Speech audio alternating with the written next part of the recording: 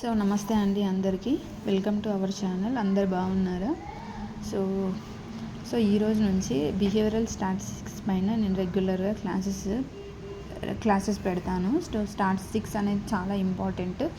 Statistics and research methodology and psychological testing. మనం అందరం కూడా సైకలాజికల్ టెస్టులు కంపల్సరీగా నేర్చుకోవాల్సి ఉంటుంది. కంపల్సరీ యాజ్ ఎ సైకాలజిస్ట్లుగా అసలు ఏమేమి టెస్టులు ఉంటాయి, సో దాన్ని ఎట్లా కండక్ట్ చేయాలి, దాన్ని ఎలా మనం అనాలిసిస్ చేయాలి అండ్ ఇవాల్యుయేట్ చేయాలి, కన్క్లూషన్ ఎట్లా చేయాలి, ఎట్లా ప్రజెంటేషన్ చేయాలి అన్నది ప్రతి ఒక్కటి కూడా అది ఇంపార్టెంట్ అనమాట.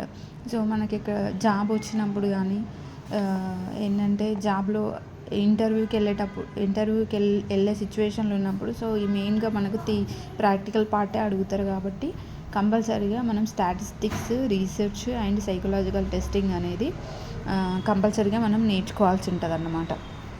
సో ఇక్కడ చూడండి, సో ఇక్కడ మనకు సైకలాజికల్ టెస్టింగ్లో స్టాటిస్టిక్స్ ఎందుకు అని అంటే ఏంటంటే మనం ఏంటంటే ఇది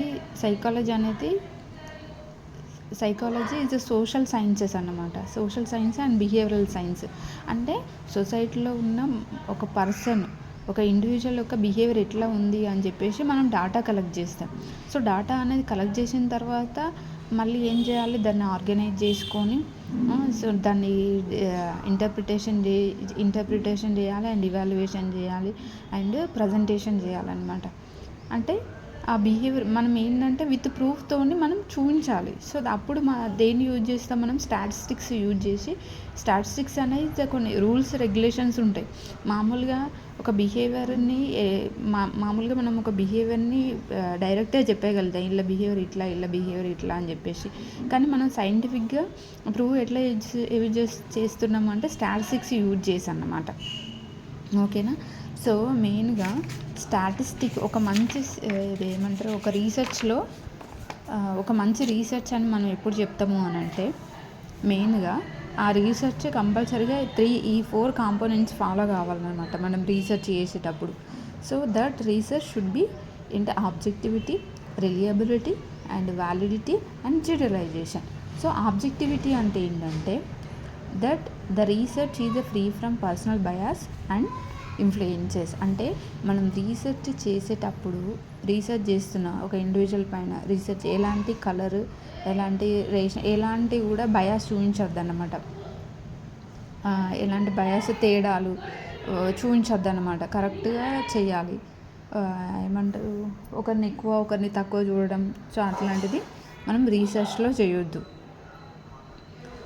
సో దట్ ఈజ్ ఆబ్జెక్టివిటీ ఒక రీసెర్చర్గా కంపల్సరీగా ఫాలో కావాలి.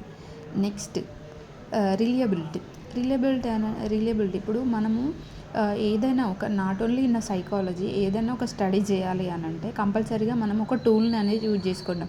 ఇప్పుడు టెంపరేచర్ని చెక్ చేయాలి ఒక పర్సన్ మీద. సో అప్పుడు ఆ టెంపరేచర్ చెక్ చేయడానికి ఏముండాలి, థర్మామీటర్ కావాలి. అంటే ఆ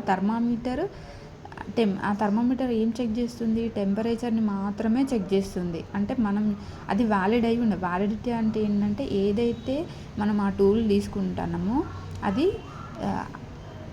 ఇప్పుడు టెంపరేచర్ చెక్ చేయాలి. టెంపరేచర్ చెక్ చేయడానికి ఏది అవసరం, థర్మామీటర్ అవసరం. టెంపరేచర్ని మాత్రమే చెక్ చేయాలన్నమాట. So that is the validity. అంటే ఆ టూల్ వ్యాలిడ్ అన్నట్టు.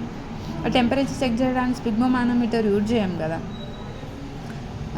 అండ్ నెక్స్ట్ అంటే మళ్ళీ ఆ రిజల్ట్ ఎట్లా అక్యురేట్గా కరెక్ట్గా వచ్చేలాగా ఉండాలన్నమాట ఆ టూల్. అంటే ఇప్పుడు మనం టెంపరేచర్ చెక్ చేయడానికి థర్మామీటర్ యూజ్ చేస్తాం కాబట్టి థర్మామీటర్ అనేది is valid for the temperature checking అనమాట. రిలయబిలిటీ అని అంటే మనము టెంపరేచర్ ఇప్పుడు చెక్ చేసినప్పుడు కరెక్ట్ కన్సిస్టెన్సీలో ఉండాలన్నమాట రిజల్ట్. ఇప్పుడు 1 అవర్ ముందు ఫస్ట్ చెక్ చేసిన తర్వాత ఎంతైతే రిజల్ట్ వచ్చిందో మళ్ళీ 1 అవర్ తర్వాత కానీ లేకపోతే ఈవినింగ్ కానీ అంటే ఎప్పుడు చెక్ చేసినా కానీ మెజర్మెంట్ కరెక్ట్ రిజల్ట్ అనేది కరెక్ట్గా అంతే రావాలి. So that is the reliability. And generalisation applying finding to the broader population. అంటే మనము ఏదైతే మనం ఒక జనరలైజేషన్కి వస్తాం అన్నమాట. ఒకటి రిజల్ట్ వచ్చిన తర్వాత ఏదైనా ఒక టెస్ట్ చేసిన తర్వాత రిజల్ట్ వచ్చిన తర్వాత దాన్ని ఏం చేస్తా ఒక శాంపుల్ తీసుకుంటాం. శాంపుల్ తీసుకొని ఆ శాంపుల్ టెస్ట్ చేసిన తర్వాత ఏం చేస్తాం, ఆ రిజల్ట్ని ఓవరాల్ పాపులేషన్కి అప్లై చేస్తామన్నమాట. So that is the generalisation ఇస్తాం. ఇప్పుడు మామూలుగా ఏదైనా కానీ సొసైటీలో సంథింగ్ ఇట్లా ఏదైనా సిచ్యువేషన్ ఇట్లా జరిగిందంటే అందరూ ఇట్లనే చేస్తారు అన్నది ఏం చేస్తాం, మనం ఒక జనరలైజేషన్ అనేది ఇస్తాం. Applying finding to the broader population. So that is the generalisation.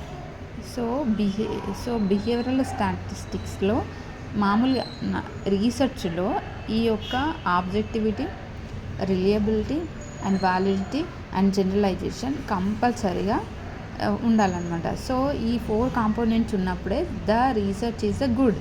ఆ రీసెర్చ్ అనేది గుడ్ అన్నమాట, కరెక్ట్గా నడుస్తుంది. ఈ objectivity, reliability, validity and generalisation అనేది లేకపోతే ఆ రీసెర్చ్ అనేది కరెక్ట్గా ముందుగా వెళ్ళట్లేదు అని అర్థం.